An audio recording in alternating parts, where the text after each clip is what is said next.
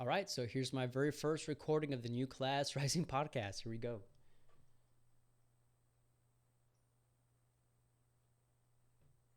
All right, so the recording is set. New Class Rising, episode 133. Today's economy is in shambles. There's no denying it. But that doesn't mean that your personal economy has to be in the gutter too. And the best way to ensure that that doesn't happen is to invest in yourself by reading and getting into the minds of some of today's most influential leaders in business and economics. With today's fast-paced lifestyle, however, where do you squeeze in 30 minutes to sit down and actually get some good reading done? That's why I've partnered up with Audible. And as a listener of the New Class Rising podcast, today you can choose from over 180,000 audiobook titles like Jim Rickards' The Death of Money or Eric Ries's The Lean Startup. Simply go to risingaudiobook.com to get your first audiobook for free. That's risingaudiobook.com to get your first audiobook for free. Again, to get your first audiobook for free, simply go to risingaudiobook.com. Welcome to the New Class Rising podcast, where entrepreneurship with a dose of economics are the keys to kickstart your rising way of life. And now, here's your host, Hector Avianita. Hey, what's going on, Rising Class? Welcome back to another episode of the New Class Rising podcast. Rising Class, aside from being your host of this great podcast that you love to listen to every single week, I'm an author, content creator, SaaS consultant, and aspiring SaaS entrepreneur. If you're a brand new listener to the show, welcome to the New Class Rising podcast. This show is all about waking up the middle class to the reality of what's going on in this economy. The fact that we have an exploding national debt of over $19 trillion, a student loan debt bubble of $1.3 trillion, rising price inflation in everyday goods and services, an economy largely producing low-wage service sector jobs, and a disappearing middle class. The great news is that today is the best day to be alive, except for tomorrow, because today we have access to information, technology, systems, software, and the legions of successful entrepreneurs willing to share all of their knowledge through books and podcasts just like this one. Rising Class, today is the absolute best day to be alive, and I hope that this message resonates with you listening to this episode right now. So I'm actually kind of excited and maybe a little bit nervous. I have a little bit of excited nervousness because this is the first episode after 132 episodes.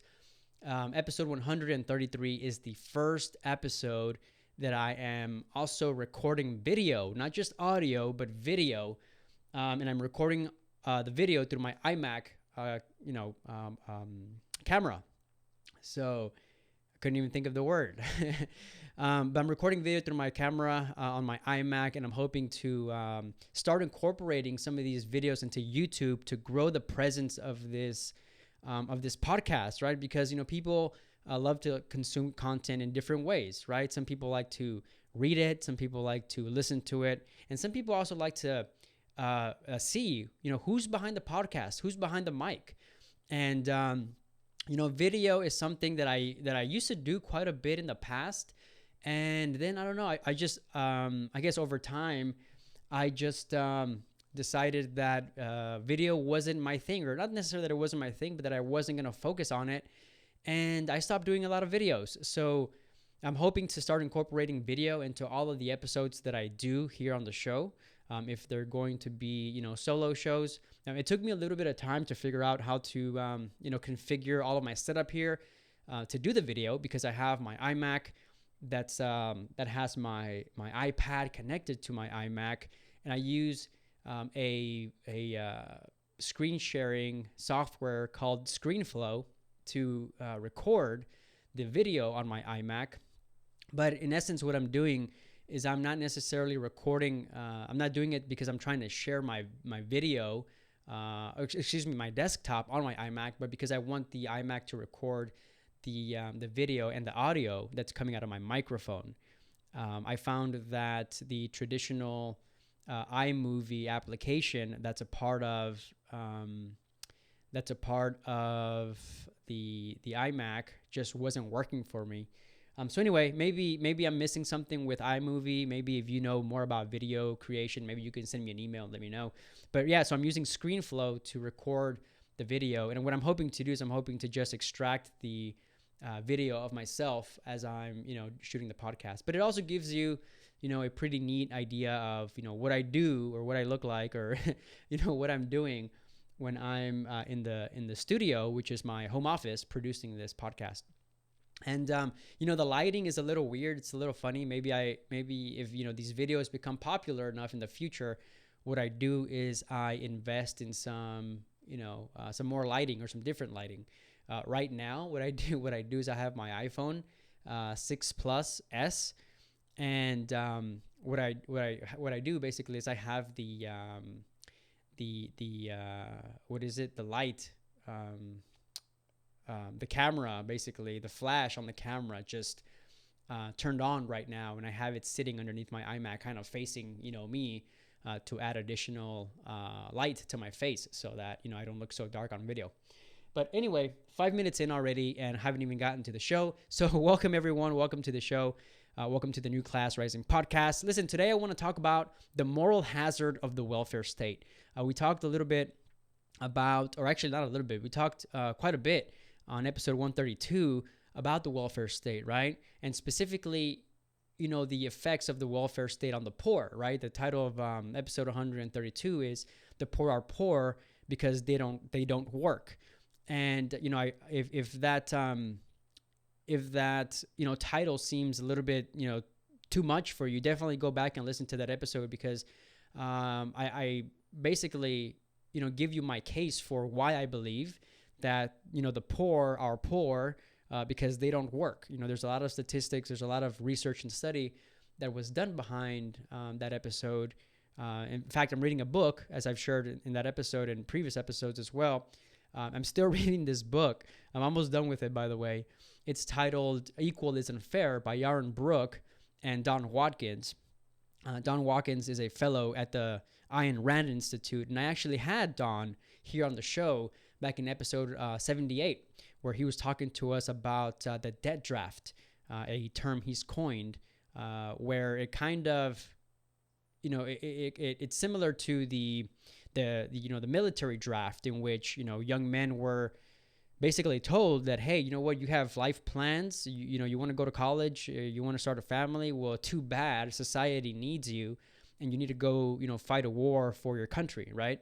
Well, in this case, he's talking about the debt draft, where, young folks, young people aren't necessarily being drafted to go to war, but their bank accounts are being drafted to fight a different kind of war, which is, a financial war, right? An economic war that the United States is fighting against itself, because we have a massive welfare state in which, the government is doling out so many benefits to all different classes of people.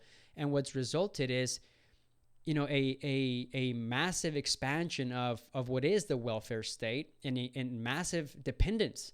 You have different classes of people that are now dependent on the government for different kinds of things.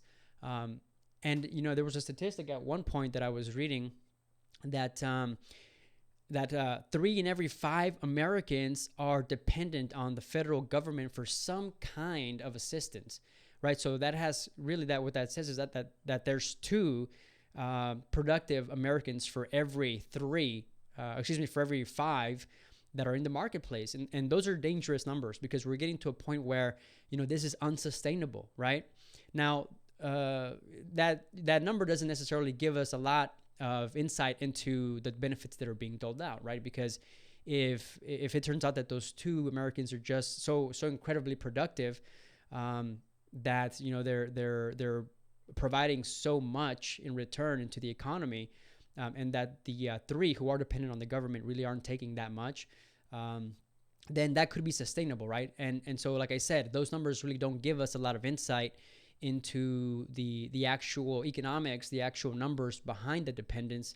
But it's still dangerous, right? Because you have 3 people for every 5 that are dependent on the government for some kind of assistance, and it's a bad trend to be a part of. But anyway, so in episode 132, like I said, I talked about the fact that the poor in America, or the poor in the Western world, it's one of the things that I failed to mention in that episode.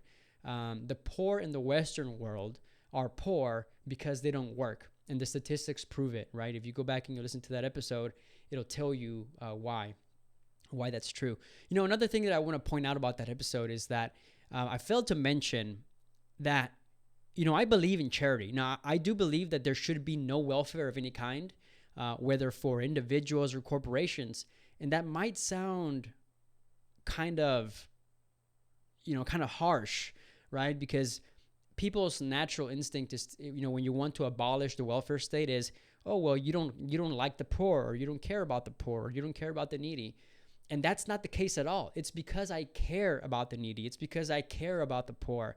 It's because I care about the economy in which these people live in that I want to abolish the welfare state. And what happens when all of those things, are taken away is that there's the idea behind it is supposed to be that there's a massive reduction of the welfare state, meaning the government doesn't have to spend or doesn't have to tax a lot of income from the productive sector of the economy, which means which means that they have to dole out less benefits, which means that the people who are in the productive sector of the economy get to keep more of their income. They get to, spend more of their income. And in turn, what happens is that there's more investment in different areas of the economy, right? If you're a business owner and you don't have to pay as much in taxes, then you invest more into your businesses, right? Because as a business owner, you want your profit to keep increasing, right? You want to grow your businesses. You want to increase your profits. So you invest more in people, in capital that will allow your people to, to have the latest and greatest machines, so that they can be more productive. And at the end, what happens is those people become more productive. They, churn out more, widgets that you're creating, and you can pay them more, right? And so that's what happens in a free market where you don't have a massive welfare state. The people that are dependent on the government today would have greater prospects for the future because they're being more productive. They're earning more money. They wouldn't need the benefits that they need under the welfare state, right? So, I believe that should the welfare state be abolished, yes, you still would have some people that would need help, right? I'm not saying that the free market is going to fix, poverty everywhere, right? Or all over the country. There will be some people. I mean, it's only inevitable that there will be some people who will need the welfare, some assistance, right? But I believe that should be left up to the free market in the form of charity, right? And charity, a lot of people would say, well, yeah, right, Hector. I mean, come on, Americans aren't going to give up, aren't going to willingly provide to people, and that's absolutely false. Whether you believe this or not, in fact, do some research. I don't have the numbers in front of me, but the United States is the most charitable individually. And I'm not talking about the federal government, because the federal government, yeah, they tax a lot of money and they give a lot of money to, different countries in the form of aid. But individual giving in the United States is by far the greatest around the world. And I'm not talking about, a couple of percentage points. I'm talking about, double digits, percentages in the double digits. And again, I don't have the numbers right in front of me, but I do remember reading this article. In fact, if I come across the article, I'll link to it in the show notes for this episode. But I believe that private charity would, without a doubt, rise to the occasion and help the people that are in the most need, right? But that number would be significantly lower because I believe that when you have a free market that has a small to a non-existent welfare state, that's the idea, that you don't want a welfare state. You don't want welfare of any kind. You have a robust economy, right? You have a growing economy. You have an economy that's, producing and investing, right? Because the people that, are producing get to keep most or an increased amount of the revenues that they produce. And so with that comes different forms of investment. And like I said, increased jobs.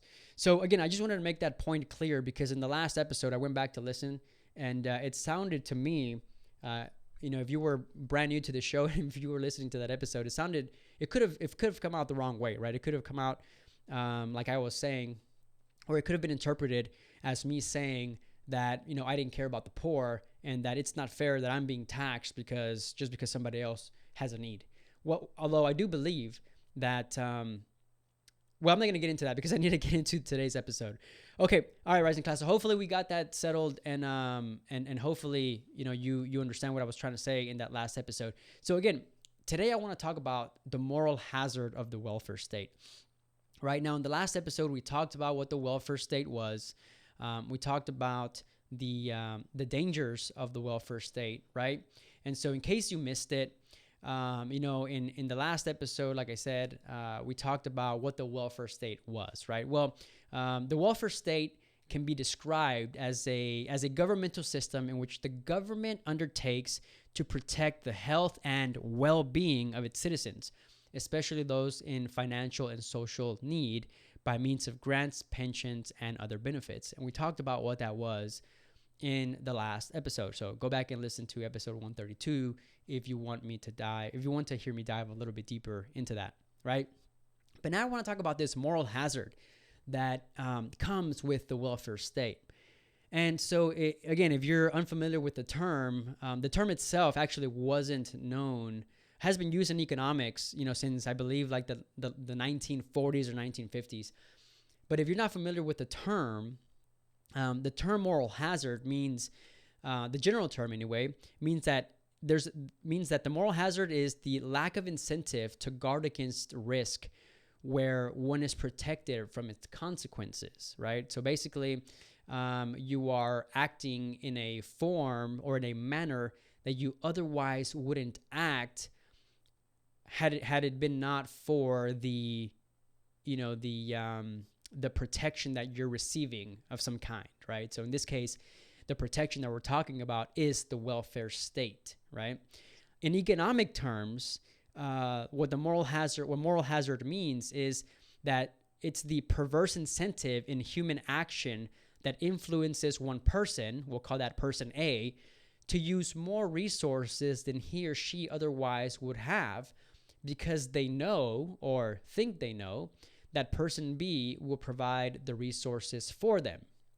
So again, that ties back into the general definition there, right? So what I want to do in this episode is I want to talk about the moral hazards of some of the social welfare benefits that, Americans today are, 3 in 5 Americans, like I said today, are often, partaking. And I'm not talking about just the poor, right? Because sure, the poor benefit from a majority of the social, welfare state benefits that come out, like, that are doled out, like food stamps, HUD, Section 8 housing, or, housing subsidies, healthcare subsidies, right? But, the middle class also partakes in a lot of welfare state doles, right? A lot of subsidies that come out of the federal government, right? So what am I talking about here? I'm talking about things like the student loan program, right? What they call the FFELP program, or what's known as the Federal Family Education Loan Program. In the area of housing, the middle class, majority of middle class are homeowners. Majority of the middle class partake in what's called as the mortgage interest tax deduction, right? In which the federal government allows you to deduct the interest of your first and second mortgages of any home against your income, right? To lower your overall tax liability. That's a believe it or not, that's also a subsidy. That's a form of welfare that the middle class is receiving. So I'm not just talking about the poor here, right? I'm talking about and any kind of subsidy that any American at the individual level will receive. Now, unfortunately, I could do a whole episode on the moral hazards of the welfare state when it comes to corporations as well, because corporations also receive subsidies, right? Again, I'm against all type of welfare, whether it's for individuals or corporations. But what I want to do in this episode is I want to talk about subsidies at the individual level, because I think that this has the greater impact when it comes to things like political elections, right? Because this year is a presidential election year, and you have the candidates that are out there, promising all kinds of things, right? These political races are nothing more than advances on stolen goods, right? Because each candidate is telling you how much more money they're going to take from the rich in order to have you be better off. And so basically that's what it's come down to, right? So anyway, let's talk about some of the moral hazards that are, again, like I said, a part of the social welfare benefits that come out of the federal government. So let's talk about the first one that I have here on my list here, which is food stamps. Now, in the state of Texas, and I'm going to be using Texas and specifically the Houston area in some instances to make some of the comparisons here, because that's where I live. And for folks that are in this area that listen to the show, in this area, at least they'll have a greater point of reference for that. But the truth is that it's not much different in many other states. But in the state of Texas, for example, anyone that receives food stamps in the state of Texas, or I guess what I'm really looking at here is a family of 5, right? So we're talking about the moral hazards that come out of receiving food stamps, right? And just to make it clear one more time, what I'm really trying to get at this podcast episode is to help you understand the human action that's driven behind the welfare state, the human action and the economic effects that are driven or that come out of what is the welfare state, right?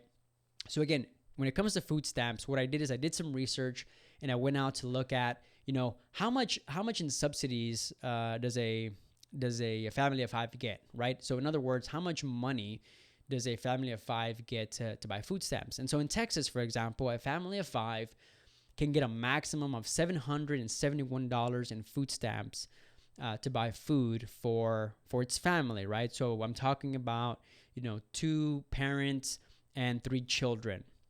So a family of 5 can get a maximum of $771 to buy food stamps. There used to be a time in this country where they used to give you what were called, food stamp notes, right? In which it was like a form of currency in which you could go to the store and exchange this currency, which were, notes, just like, paper notes, like currency notes, like dollar bills, greenbacks.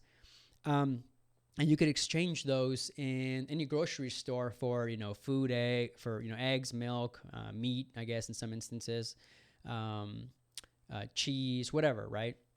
So you could do that. Now what they do is they load that money automatically into a debit card, right? Because, guess what? Technology is advanced and there's no more need to print these food stamp notes, right? So they load this money into the cards on a monthly basis now. And so in order for a family of 5 to qualify for that maximum of $771 in food stamps every single month, the family has to be making a maximum income of $3,907 here in Texas and Houston specifically, right? So what that comes out to is a per year income of about $47,000 per year, which, it's not $47,000 a year is literally right below the median household income in this country, which today I believe is about $49,000 adjusted for inflation, right? So $49,000, I mean, that's really not that much underneath the, the median household income in this country, which at least in Texas, I mean, if you earn that much money, if you earn about $47,000 a year, that's, again, you're not that far off the median household income on a national scale, right? But so if we look at the amount of money that, a working parent making, $47,000 a year would have to earn per year, that's $23 an hour for this family of 5 if you have one parent working, right? That's about $23 an hour. So significantly above the minimum wage, like I mentioned in the previous episode, right? So in the previous episode, I said that according to some of the studies that I had cited there, one of the researchers, one of the economists that had done some of the research there said that, in the United States, it's actually very easy to stay out of poverty. All you have to do is work. And he cites very specific research numbers that he produced, in which he said that, you know what, look, the only way that you can be poor, literally poor in this country, is if, you know, you work the minimum wage and you work less than 55.3 hours in a given week. It's the only way that you're going to be poor in this country. And you know, it's not hard to, you know, so it's very easy, I guess I should say, to stay out of the poverty, to stay out of poverty and be above the poverty line in this country. But here you have an individual who, by the way, I guess in my example, is making $23 an hour, or a family who's making $23 an hour that qualifies for food stamps in the state of Texas if they have one parent working. Now, let's just say they have two parents working. Well, if that's the case and they're still making the same income, again, about $47,000 a year, they're still making above the minimum wage. They're making $11.50 per hour. So above the minimum wage, right? They're definitely not making the minimum wage in this country, and they're earning even more than what is the Texas minimum wage, right? Or the I guess the federal minimum wage. So what's the moral hazard? What's so bad about, you know, giving people you know, food stamps when they have a family of 5, they have 3 kids to feed, and they're making about $47,000 a year? Well, if the scenario is that one parent is working, if parent 2 decides that they want to work, for example, at the minimum wage, let's just say that one parent is working, again, making $47,000 a year. If that second parent decides, you know what, I'm tired of being home. I'm tired of, you know, not having something to do with my life. I'm tired of not, you know, I need to build up some skills. I need to just find passion in what I'm doing every single day. I need to be able to you know, give myself some self-worth in the marketplace, right? Because there will be inevitably be some day when I want to return to the market and to the productive market, or, you know, maybe just the pride that comes with having a job and not necessarily, you know, having to wait around for a government handout every single month. If that second parent wanted to work a job, let's just say that they take the job or a job at the minimum wage, which would add another $15,000 of income into their yearly take-home income, it would disqualify them from receiving aid altogether, right? Because it would actually put them, at least again in the state of Texas, above the maximum requirement or the minimum requirement of income in order for them to receive food stamps or, you know, food subsidies from the federal government. So when it comes to food stamps, that's the moral hazard. The moral hazard being that, you know, it discourages people from being, you know, more self-reliant, from being more dependent, from, you know, wanting to be productive, right, in the marketplace. Because if parent number 2 in this case, right, like I just said, parent number 1 is the only one who works at $47,000 a year.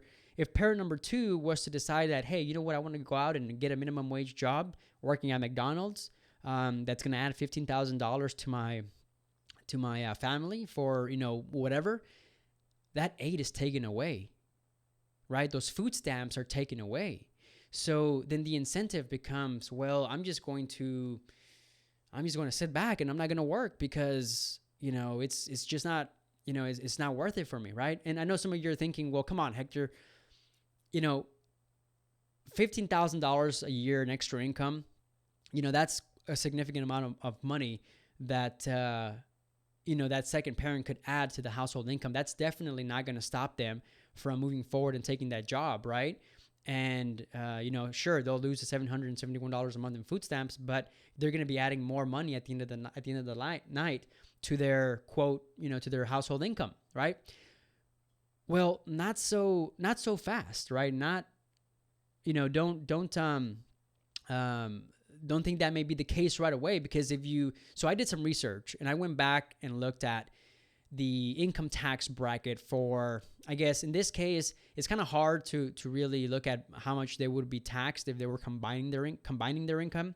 And sure, individual income is always taxed the highest. I guess if you have two people who are married and filed jointly, their tax rate is usually a little bit lower, as opposed to if you have just an individual being taxed, individually, right? Having a single income, right? But in this case, what I did is I went back and I did some research and I looked at individual income, because that's, it'd be the easiest way for me to look at these numbers. But I did, and by the way, it's not that much of a difference, to be honest. Not so much that it would make a significant difference in the numbers, right? So what I did is I went back and I looked at how much would be taxed out of that $15,000, right?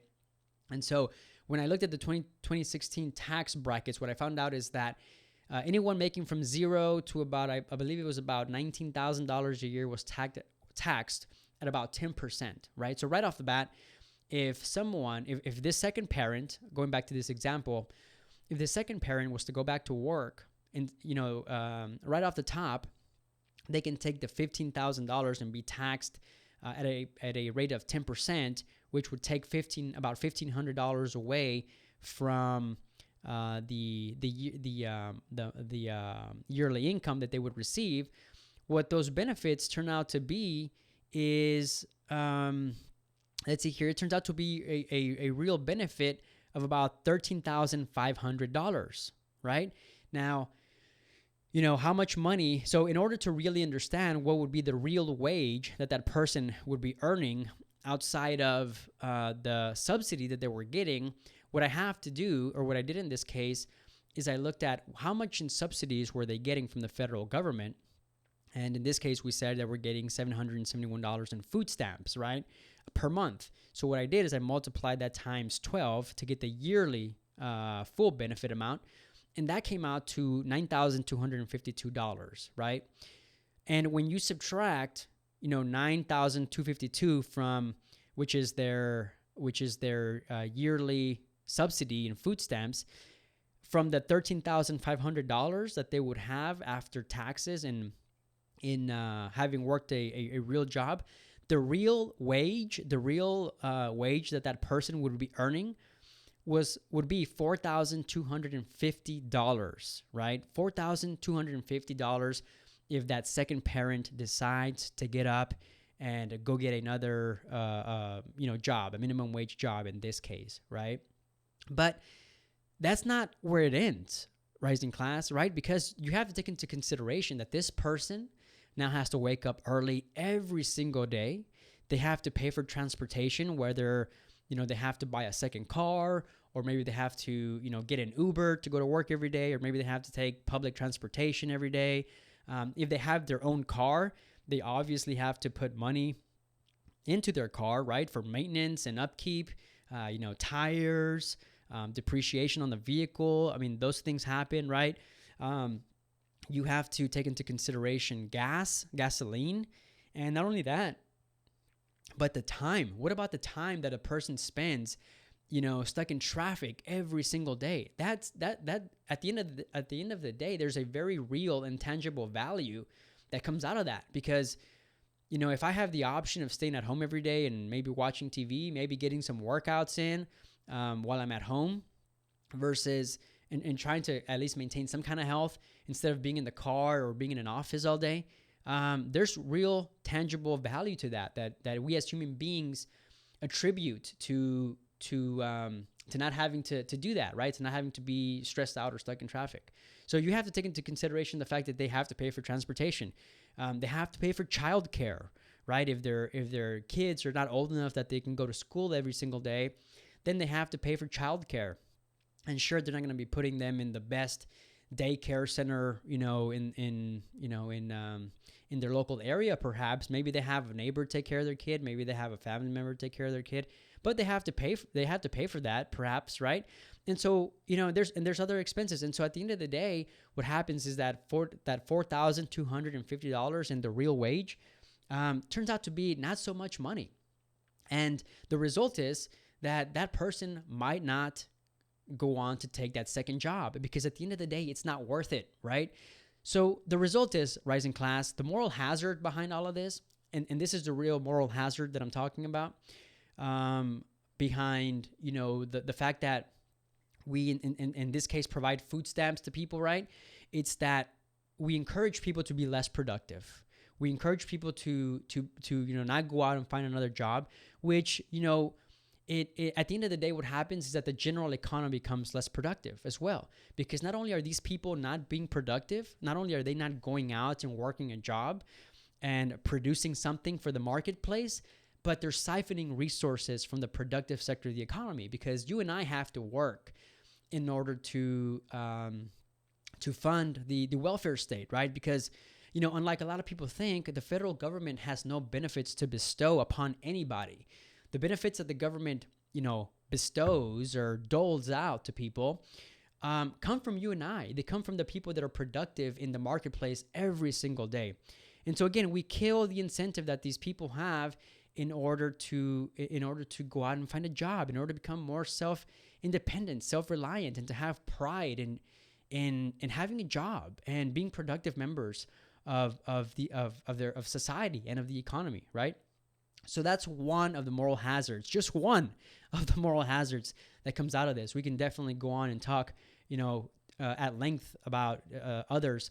But another one that I want to point out is that, and this happens often because, like I said, I grew up poor. I know what happens. I know the mindset that comes out or that's produced by the welfare state, right? Oftentimes what happens is, people try to game the system. And, I can't blame them, because it's human nature to want to do less and get the absolute most resources possible, right? So I don't blame people at all. I don't blame the people that are benefiting off the federal government, because it's human nature, like I said, to want to do less and to obtain the most resources as possible. But the other moral hazard that comes out of this is that, this family, for example, might also be incentivized to have another child, right? Because they realize, hey, you know what? We need to make more money, right? For whatever reason, maybe they feel they're not getting enough money. They start thinking, man, if we have another child, the federal government is going to give us more money when it comes to food stamp subsidies, right? And it's absolutely true. If a family if this family, the five member family, were to have another child, for example, and become a 6-member family, they now qualify for $925 in food stamps, as opposed to the $771 that I mentioned previously, right? That's an increase of $154, or about $2,000 a year extra in just food stamps alone, right? So that's the other moral hazard here, is that we encourage people to perhaps have more children when they cannot afford them, because the more children you have, or the greater your household number is, the size of your family is, the more money the government brings into you, right? This also may mean taking in a member of a different family that, perhaps just isn't doing anything, and you bring them under your household and you say, hey, now this is my dependent. And guess what? Now the federal government has to dole out more benefits to this family. So that's just when it comes to food stamps, right? The corrosive effects, again, of the welfare state that they have on people discourages them from working, discourages them from being productive, from being self-reliant, from having that pride of going out and finding their job, right? Because what the welfare state says is that if you go out and you try to find a job, we're going to take away these benefits from you.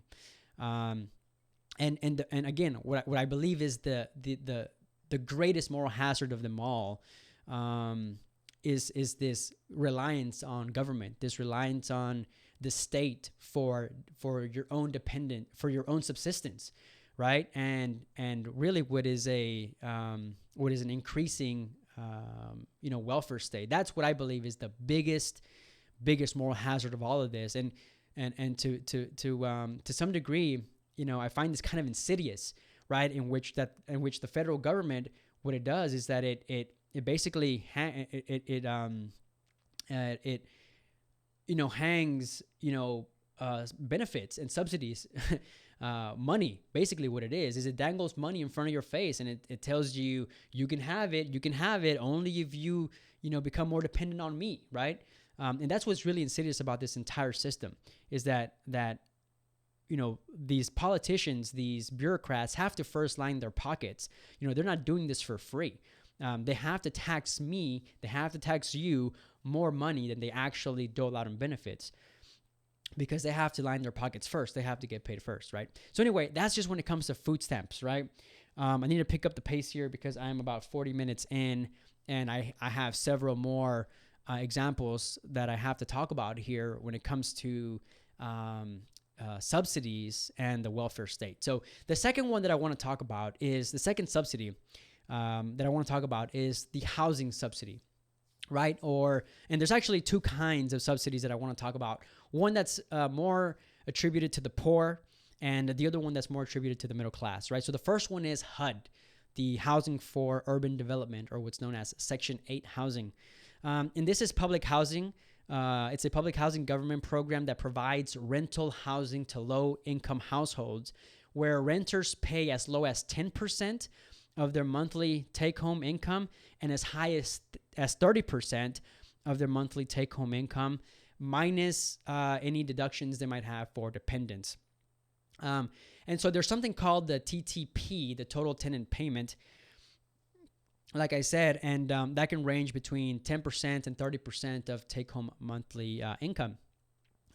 But what I believe is the real moral hazard here. So basically what you have is families, again, who just cannot afford to, pay for, their housing, right? They can't afford to buy a house, obviously, and they can't afford to, pay for rent at the standard market rate, right? Basically what someone who applies for housing, for public housing assistance, what they're really saying is, we can't afford to pay for housing at the standard market rate. It's just too expensive for us.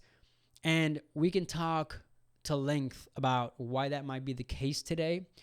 One of the reasons why I think that might be the case today is because, back prior to the Great Recession, you had tons of homes that were built up, right? Obviously, we had a housing bubble burst. You had a lot of people who could not afford to keep up their houses. A lot of them lost their homes. And today, what's really happening? By the way, so since then, the federal government has printed over $4 trillion of new currency in efforts to, and they've lowered interest rates in efforts to prop up another housing bubble. And what's happened today is that, basically what's going on today is that, they're fueling up another housing bubble. Now, the problem is that today, believe it or not, and this is at the national level, there simply isn't enough. There simply aren't enough houses to go around. I mean, they're not building homes fast enough. Now, some of that might be changing because I read recently that housing starts are at an all-time low. The home ownership rate, by the way, is at an all-time low. So that leads me to question some of those numbers. One of the things that I think is really happening is that since the Great Recession of 2008, it's been about 8 years, 8 years, right? This year will be 8 years. Some of those people who defaulted on their loans, right, and who were basically went under and went foreclosed on their homes, they were no longer able to buy homes, right? And so what's happening is that they had to rent, right? They had to rent because number one, they couldn't afford to buy a home. They lost it all. And number two, when you go bankrupt or when you default, when you foreclose on a home or they foreclose on your home, you can't, your credit takes a huge hit and you can't basically, buy a home or apply for another loan to buy a home for like the next 7 or 8 years or something like that. But I think people today in this country just are not earning enough money, because if you look at If you look at the jobs that have been created, we're a part-time worker economy, right? So people aren't working the number of hours they should be. And this is all fueled by the federal government, Rising Class. I mean, I can go on forever and talk about all the anecdotal evidence that we have, and really evidence, just plain old evidence that we have that people in this country are not doing well from a financial standpoint. But yeah, so you have people who can't afford homes, who are not working enough, right, to be able to even buy homes. And so what basically happens is you have this huge influx of renters, right? And there just simply aren't enough rental properties out there in order to fulfill the demand for all the rents, for all the tenants that are out there, And so they're not building the rental units fast enough. Maybe that's what it was. It wasn't homes. It was rental units. They're not building rental units fast enough. That would make sense because the home ownership rate is at an all-time low since, I think if you want to go back in history and look at history, it's at the lowest it's been since like the 1970s, late 60s, early 70s. So they're not building rental units fast enough. And what's happening is that, you have all this demand for tenants and you don't have enough properties. So guess what's happening? Those rents are going up, right? It's simple supply and demand economics. And so what happens is that you have a lot of people today who might be earning a decent wage, but because of the fact that, the Federal Reserve, this going back to 2008, and we're still suffering from that. The Federal Reserve has basically fueled all these different bubbles in the economy. In this case, now they're increasing rates in rental units. Ordinary people just can't afford to buy or to rent at the normal market rate, right? And so what's going on is that, again, you have these people who cannot afford it, and so they have to go into to look for HUD housing, right? Section 8 housing. So what's the real moral hazard here, right? And the real moral hazard that we have here is that we disincentivize people from being able to own a home, right? A lot of people associate the American dream with buying a home, right? Which is completely wrong. I talked in the previous episode how, the American dream idea was introduced into the lexicon in 1931's Epic of America, right? James Truslow Adams introduced that into the lexicon. And at the time, the American dream, this idea was all about opportunity. It wasn't about a house or a car or an education or anything like that. It was about this idea of opportunity. And that opportunity is being taken away by the federal government, right? Because of things like, housing, federal, subsidies for housing, right? So, that's one of the moral hazards, is the fact that we disincentivize people from being able to own their own homes, right? So number one, maybe they can't afford it, or number two, if the economy is doing well and they just, they meet the requirement, we disincentivize them from taking that next step and saying, hey, you know what? Go out there, be productive, go out there, have pride in your home, go out and buy a home, become a homeowner.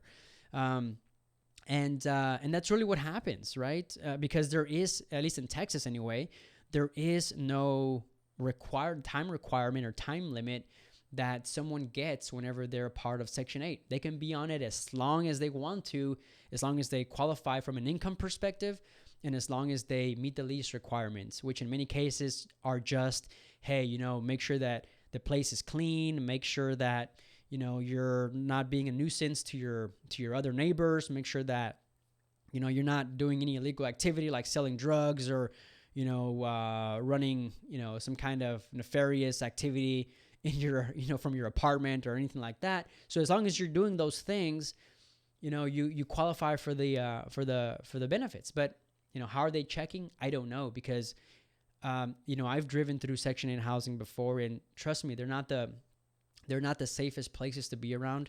They're not the types of places where you want young children to grow. It's pretty dangerous for a lot of them. Oftentimes, there's drugs being dealt around the corner, and just that type of environment breeds breeds illegal activity, right? Because a lot of these people that are there, again, they can't afford it. They can't afford regular housing for one reason or another. And, they have to make some kind of money, right? Whether they're working a job and are just not making enough money, or whether, they have money and they want to make more money somehow.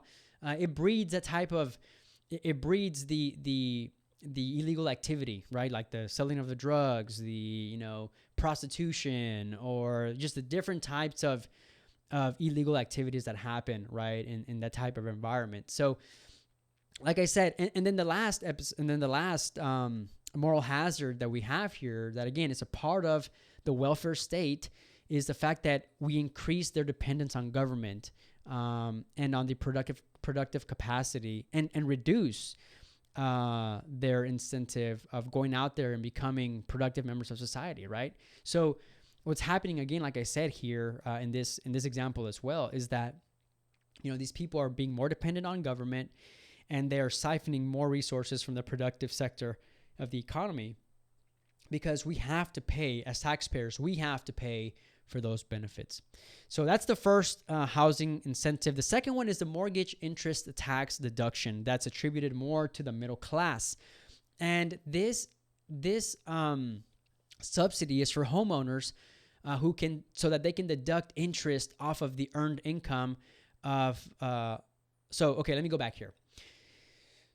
The mortgage interest tax deduction, what it does is that it allows homeowners to deduct interest off their earned income on the first and second mortgage that they own, up to $1 million. And the purpose of this is to incentivize home ownership amongst the middle class, right? Or amongst people in general. But at face value, that might seem like a great thing, right? Because we're asking people, we're allowing people to reduce their overall income or overall tax liability.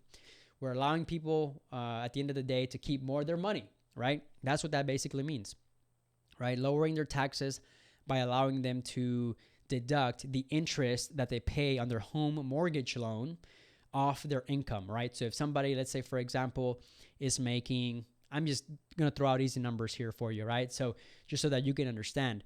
But if someone is making, let's just say, $5,000 a year in income, and they're paying $1,000 in interest off their mortgage loan, instead of the government taxing them $5,000 on income, they'll tax them at a rate of $4,000, right, as opposed to the $5,000. So again, at the end of the day, they're lowering their income tax liability. Now, again, at face value, that might seem like a good thing, but what's really happening here, the moral hazard, is that we're encouraging people to buy homes when perhaps they can't afford to buy them, right?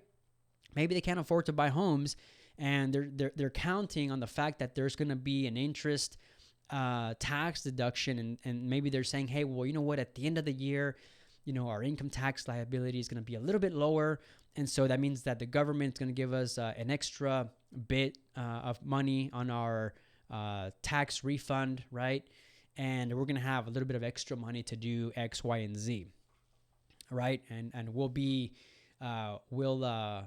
balance off our home balance sheet, our income balance sheet with this extra income, right? So maybe some people are buying homes and they can't afford them.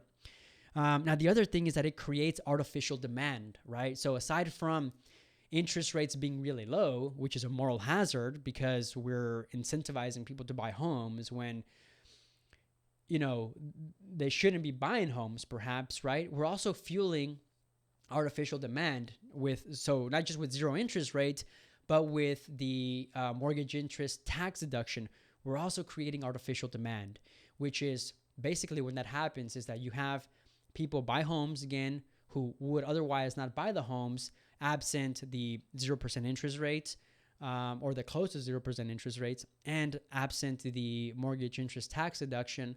And what we're doing is we're artificially increasing the price of homes, right? Because we're increasing that demand. That boosts prices.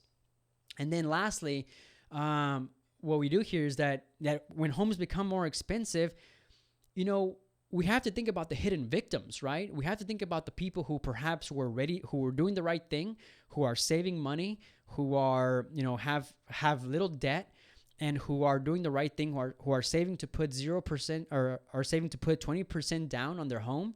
But now because of 0% interest rates and because of the mortgage interest tax deduction and the artificial demand that has brought in, that's boosted prices for homes. And the $160,000 home that they were ready to put 20% down on, guess what? Now that home is $240,000, and now that person can't buy the home, right? Now that person has to save a little more, save a little, wait a little longer. The price for their asset has just increased in price, right? So now the purchasing power that they have in their money is worth less because that house just became more expensive, right? And so we have to think about the hidden victims when we get things like 0% interest rates, when we get things like the mortgage interest tax deduction, right? We have to think about the hidden victims. And then at the end of the day, when the bubble bursts, let's just say that this person says, you know what, heck with it, I'm gonna save a little bit more, and I'm gonna buy the house at $230. The same house that I was going to buy at $160 and I was ready to put down the 20% down payment. Now it's at $230, and heck with it, I'm going to save more and I'm going to buy the house at $230, right? Well, they come in, they save, they put 20% down, they buy the house at $230, and guess what? When the bubble bursts, guess what happens? That person who bought the house at $230,000 now all of a sudden now has a house worth $150,000, $40,000, and now they just lost that entire investment, right? Now it's not to say that the house won't increase in value again at some point, but they may have to wait years down the line before that happens. And in the meantime, they're underwater in equity.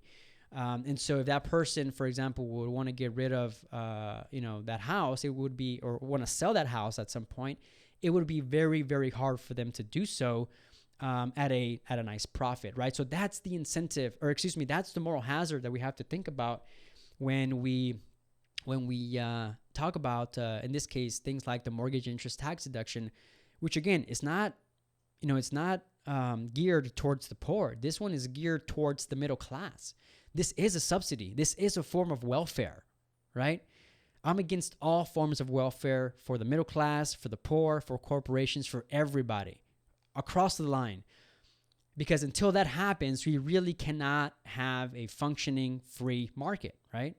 Because it distorts all types of prices in the market, right?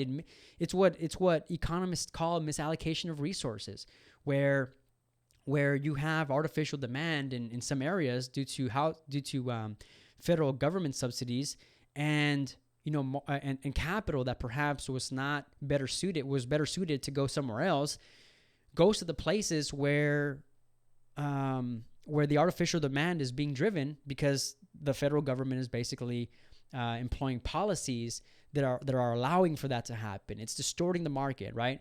So, for example, instead of houses being created, maybe that capital would have otherwise went into manufacturing facilities because we just need more manufacturing in the United States. But now, because it's cheaper or it's more cost effective to build homes, then the capital is going to go to where the profit is, right, or where the need is in the market. But absent the welfare state, the federal subsidies, that money would have gone to the most proper uses, right? So again, that's the moral hazard when it comes to housing subsidies. Now I have a few more here. Let's talk about healthcare subsidies, right? In this case, we're talking about the government coming in and either partially or fully, paying for healthcare services, right? Well, what's the moral hazard with that?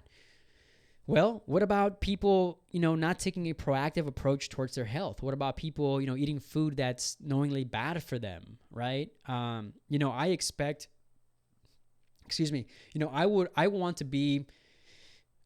to be able to grow old at some point and not have to worry about heart disease, not have to worry about, lung cancer, right? So because of that, I don't smoke. because I know that, the government is not going to, not because that I don't know that they're not going to take care of me, because I don't want them to take care of me, right? I know that I don't want to smoke cigarettes, right? I don't want to eat food that is knowingly going to harm me or my body, right? So I'm not going to, go eat a hamburger at McDonald's every single day for the next 20 years of my life, right? I'm going to exercise more, right? But what happens when you have healthcare subsidies in which the government takes full responsibility for the payment or partial responsibility for the payment, what happens at an individual level, the moral hazard out of all of this is that, people become less responsible over their health, right? So they know that at some point, if they get sick, they'll be able to go into a doctor and have to pay little to no cost. And so some people, not everybody, but some people would choose to exercise less, to not eat food that, is knowingly bad for them, to drink perhaps, to drink more, to smoke more. And like I said, and people just take less of a proactive effort towards their health. Now, the other thing that comes out of that is that people become less price sensitive when it comes to healthcare. I mean, when was the last time that you, for example, walked into your doctor's office and said, hey, you know what, I just want to check up. I have a sore throat and I want you to see what's going on with my throat and maybe provide some antibiotics or something like that. And said, and what are your prices? What do you charge?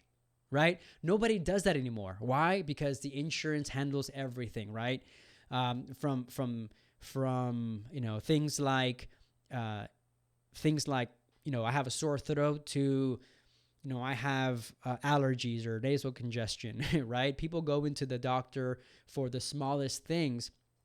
And that would be fine if we had a free market that, people would be paying, out of pocket for things like that. But today, not only do, by the way, those services would be a lot cheaper, but today, because everybody is covered under the smallest things for doctor visits, people have to pay, just incredible amounts of money just to go see the doctor, right? In my case, I have to pay, I believe it's like $40 or $50 per visit if I want to go see the doctor. Right now, I don't see the doctor often, and I don't plan to go. Over the last 5 years, I haven't been to see the doctor often, if at all. I've gone maybe 3 times to go see the doctor in the last 5 years, right? And so for young people like myself, we have to cover, not just, I guess through insurance, not just, small doctor visits, right? But we also have to cover things like contraception, which, I don't use contraceptive, things like the morning after pill or things like, what am I talking about here? Just different things that are covered under insurance, right? So because of that, it's become more expensive for myself to pay for healthcare services, right? But what's the real moral hazard here? So like I said, part of it is the fact that people are less responsible towards their health because they know that the federal government is going to take care of them. The other thing is that people are less price sensitive to the costs when it comes to healthcare, right? That's what I'm really trying to say. Now, when it comes to healthcare facilities, they know that the government is fitting most of the bill. So and when it comes to insurance providers, they have to cover more people. So the prices the prices that insurance companies provide are higher than would otherwise be, and the services are less, right? So the quality that you receive, the quality of services that you receive are less for a higher price. And again, going back to the government fitting the bill for most of these healthcare facilities, well, now they don't have the incentive to keep the prices down, right? Because if the government is fitting the bill for a lot of these different procedures or services, then why would why would these facilities keep prices down, right? Because the federal government has unlimited taxing power to a certain degree. They can print money which is a form of taxation, only it's like a ghost tax. I've said this before. And they can increase taxes as well, right? So they have unlimited, again, taxing power, I believe. And if they're going to be fitting most of the bill, then why not increase prices, right? Because the government's paying for it, so why not? So that's the real moral hazard here when it comes to healthcare facilities. And I want to talk about one more. I know I'm a little bit over the hour here, but I want to talk about one more, which I believe is an incredible welfare program that a lot of people don't realize and has a real benefit. It has a real moral hazard here, which is the Federal Family Education Loan Program. This is the FFELP, which created the Stafford and Parent Plus loans to make college more affordable to kids who wanted to go to college, and usually it was students who needed government assistance, right? Give me 1 second. Let me take a sip of water because my throat is getting hoarse. 1 second. So going back, talking about the FFELP program again, it's the government program that allowed students to take out student loans from the federal government, subsidized or unsubsidized, right? So, what's the moral hazard here, right? Because if the federal government is giving young students who want to go to college, who meet the requirements to get into college, but who just don't have the money, what's the big deal, Hector? Why are you making this such a big deal? What's the real moral hazard here? Well, the moral hazard here, and I've talked about this at length on my book, Declassified: The Fall of the Middle Class and Rise of the Internet Entrepreneur. It's on Amazon. $3.99, I believe, is the price today. You can get it for $4, delivered right into your Kindle right away. So if that interests you at all, head out and go check that out on Amazon. But the real moral hazard that we have here is that, so first of all, students, are given this idea that, they have all the money that they need to go to college, right? They can go to college and it doesn't matter what they major in. They're going to have some kind of job when they graduate. And what happens is that students become less price sensitive, right? So they stop checking colleges in the amount of cost, right? So instead of going into college A or college B and saying, okay, this college costs me, let's just say $15,000 total, and this college over here costs me $20,000 total. What they really do is they stop looking at that. They stop looking at the cost, and what they do is they start looking at, okay, which college has the best facilities, right? Which college has the best eating and dining halls? Which college has the best football program? Which college has the best parties, right? Because it's the best 4 years of your life, right? Which college has the hottest girls?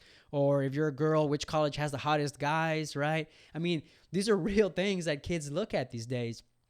They're really not looking at the quality of the education that they're going to get, because they think that education is, unless you're going to an Ivy League college like a Yale or Harvard, for example. When it comes to every other college, I mean, the education, the weight that a lot of these degrees hold is about the same. Especially if you expect to go work and stay at your local state level. Here in Texas, for example, you have students who graduate from Texas, A&M and Texas Tech and Baylor. And those degrees, to a certain degree, hold the same amount of weight. I mean, I've never come across an instance in which we've hired someone from Texas University of Texas over Texas A&M because the University of Texas was so much better than Texas A&M, right? So what happens is, again, these students stop being price sensitive. They don't check on prices at all, and they start focusing on the amenities as opposed to the real tangible value that a degree holds, right? That's one of the moral hazards. The other moral hazard is that, especially if interest is subsidized on these student loans, students are more likely to incur greater amounts of debt, because the idea behind this is, and I talk about this having experience in it. The idea is that, hey, well, I'm going to pay interest on these loans until like 6 months after I graduate. So it's cool. I can incur more debt and it's fine. It's not a big deal because I'm not paying for interest, right? I'm paying for the interest on this debt until way later. But again, what we have to think about here is not only is the moral hazard of the FFEL program, the fact that these students are willing to incur more levels or higher levels of debt.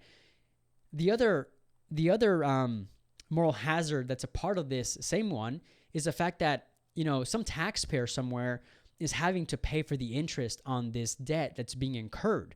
Because even though the federal government today is funding this money, it's still being loaned to the federal government via the Federal Reserve, right? The Federal Reserve Bank of the world. Either that or that money is being loaned through a bond of some kind. So that money is still incurring interest, right? It's not like it was just created out of thin air somewhere and no one is incurring or no one is charging interest on this money. It is. And some taxpayer is having to pay for this interest on this loan. And will that student pay it back? Who knows, right? If you look at statistics, the Secretary of the U.S. of the Department of Education, Arne Duncan, I believe is her name. She mentioned a couple of years back or a few years back that there's a disturbing trend of students with student loan debt not paying back their student loans. So there's that moral hazard there about you have the taxpayer on the hook having to pay for this debt that may or may not be paid back at some later point in time. And then the other and last moral hazard, not incentive, moral hazard of the Federal Family Education Loan Program, which, by the way, this was created under LBJ's administration, right? It was part of the Great Society agenda that he had, the FFELP program. Anyway, the last moral hazard here is that schools have no incentive to keep prices down because, again, schools today have unlimited demand for education, right? Because every student across the country has been told that the only way they can succeed in life is they go out if they go out and they become a worker bee, right? If they go out and become a worker bee in the professional world. It's the only way to succeed in this country according to the public education school system. And you absolutely must go to college. It doesn't matter what you major in. You have to go to college, right? And unfortunately, you have a lot of liberal arts degrees that are graduating from college or have been graduating from college over the last 8 years that have found that to be not true. And it's why so many of them are still working, part-time jobs, hourly jobs that don't require college degrees. That's happening so much today that it baffles me how this is not being reported in the media. But then I understand that the media is also biased, and they will not report on this information because it's just not this information just doesn't align with the agenda that they have, right? But again, the incentive or not the incentive, I keep saying incentive, but the moral hazard here is that these schools have no incentive to keep prices down because they have unlimited supply, unlimited demand in the amount of education that's being demanded by students. And the students have unlimited supply of money in the form of student loans, right? Stafford loans, Parent Plus loans, right? And I've talked about this in my book again, but there used to be a time when the federal government co-signed loans in the way of Stafford loans, of course, federally funded Stafford loans. This money used to come from private banks and was being loaned to the students. The federal government was just the co-signer, right? Since President Barack Obama came into office, in 2010, he in Congress, of course, enacted what's called the Healthcare and Education Reconciliation Act of 2010. And as of 2010, and this new legislation, what happened is that the federal government took the banks completely out of the picture, and now the federal government is loaning the money directly to the students via the Department of Education, who gets its money from the U.S. Treasury. Of course, we know the U.S. Treasury has no money. It should actually be called the U.S.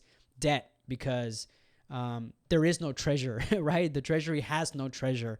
It has a bunch of IOUs and bonds that it has to pay back, right? So the money that the U.S. Treasury gets is coming in the way of loans from the Federal Reserve Bank of the United States and from different different governments around the world that are crazy enough to buy our debt, which we will never pay back, by the way. But these are the real moral hazards, rising class, the moral hazards of the welfare state. And there's so much more to talk about here that I had on here, but to be honest, I just don't have the time because I'm already 1 minute and 14 seconds in, so I'm going to have to cut it here. But these are the consequences of the moral hazard, rising class. It's the fact that we encourage people in some way, form, or fashion to be unproductive human beings, to have unproductive human action. And it drives this unproductive human action in the way of dependence from the federal government, in the way of non-achievement, in the way of rewarding failure, right? Because if you fail, if you don't produce, if you don't achieve, we will reward you. We will give you more money. Just be dependent on us, the federal government, and you get everything you want. And this hurts us, at the end, right? And again, what I believe is the most insidious part of all of this is that as more people become more dependent, as the federal government waves little dollar bills in front of people who are poor and tells them, as long as you're dependent, you get this. And as far as they start achieving, they're like up. They start raising that dollar up, and they're like, you're not gonna get it. You're not gonna get it. And as soon as they fail again, they're like, here you go, pat them on their little head, and off they go, right? They got their dollar. And that's what's the real insidious part of all of this, is that the federal government breeds this dependence on government, right? And when it comes to years like today, years like this year, like a presidential election year, you have candidates who are out there, promising to take from all kinds of people. They're promising all kinds of benefits. And, today's elections are more like advanced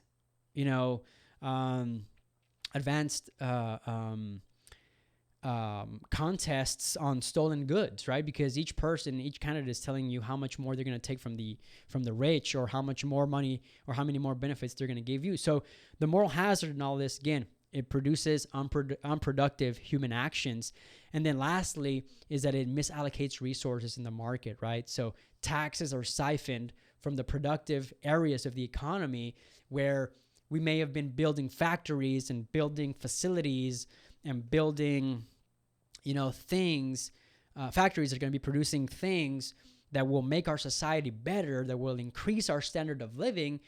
And instead, what happens is that money is unproductively driven to public areas, right? In which now we're paying for, housing, we're paying for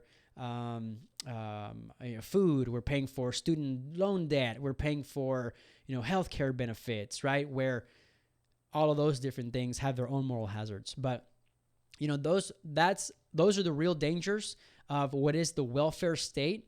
And the reason this is important to you, rising class, is because as an individual, you pay for this stuff, right? I've talked about this before in the last episode. If you're an individual who's working a job, right, you're being taxed to pay for these benefits. I mean, those taxes that you're paying could be the difference between you owning a business or not. Could be the difference between you being able to dream or live the dream life that you wanted to live all your life because you started that business. You were able to save enough money, put aside to start that enterprise, right? You're able to invest in perhaps your education when it comes to business, your leadership education, business education, marketing education, what have you, right? That could be the difference between you becoming an entrepreneur and not. And then when it comes to business, that could be the difference between as an entrepreneur, that could be the difference between you expanding your business and not, right? That could be the difference between you earning more income and more profits and really being able to provide your family with the type of lifestyle that you want or not, right? So that's why all these things are so important to all of us as, members of the rising class who want to start businesses or members of the rising class who already have businesses and want to expand, want to grow, want to scale, right? So with that said, rising class, I hope you enjoyed this podcast. I know we raced, through a lot of this stuff. But if you really enjoyed this episode, I know it went a little bit long, but get on Twitter, let me know. I'm on Twitter at handle @Hector_Avellan. That's Hector_AVELLAN. Get on Twitter. Let me know if you like this podcast. If you like this type of content, I'll keep sharing it. If you like this episode, share it with your friends, family, coworkers. Do whatever you can, Rising Class, to share this message, because I think it's important to all of us, not just me sitting here behind this microphone, okay? So again, with that said, I hope you have an absolute great start to your week. Rising Class, keep rising, be productive, and I will see you at the top. Take care. Rising Class. The Federal Reserve, the bank of the banks, has kept interest rates at near 0% for the last 7 years, which means that if you have high interest credit cards, the banks who issue you those credit cards are making a killing off of you. While they borrow at interest rates of practically nothing, they make you pay 15, 20, and sometimes even up to 32%. Barely allowing you to make a dent on your debt repayment. That's why I've kicked my bank to the curb and have paid off my credit cards with a fixed low interest rate loan by partnering with the Lending Club. And you can do the same too. With fixed interest rates as low as 5.99%, you can keep less money in the hands of the greedy corporate banksters and more money where it belongs, in your pocket and with your family. To pay off your high-interest credit card debt once and for all, simply go to therisingclub.com. That's therisingclub.com. Again, to pay off that high-interest credit card debt with a low fixed rate, simply go to therisingclub.com. Thank you for listening to the New Class Rising podcast. For full recaps of this show, or for more topics and resources on entrepreneurship and the economy, head on over to newclassrising.com and prepare to rise.